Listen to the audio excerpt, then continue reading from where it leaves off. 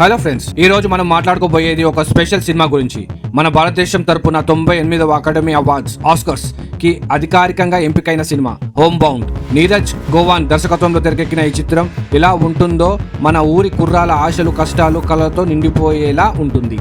Home bound కథకి వస్తే, ఇతర భారతదేశంలోని చిన్న గ్రామానికి చెందిన ఇద్దరు బాల్య స్నేహితులు వాళ్ళ కళ ఏంటంటే పోలీస్ ఉద్యోగం. అది సాధిస్తే కుటుంబానికి గౌరవం వస్తుంది, సమాజంలో గుర్తింపు వస్తుంది అని నమ్ముతారు. ఇక ఈ కథలో ఇషాన్ ఖట్టర్, విశాల్ జైత్వా నటించారు. వాళ్ళ అభినయం చూస్తే మనసు కదిలిపోతుంది. ఈ సినిమా ఇప్పటికే కాన్స్ ఫిలిం ఫెస్టివల్లో ప్రదర్శితమై 9 నిమిషాల స్టాండింగ్ ఓవేషన్ సాధించింది. అదే కాదు, టొరంటో ఫిలిం ఫెస్టివల్ కూడా ప్రశంసలు అందుకుంది.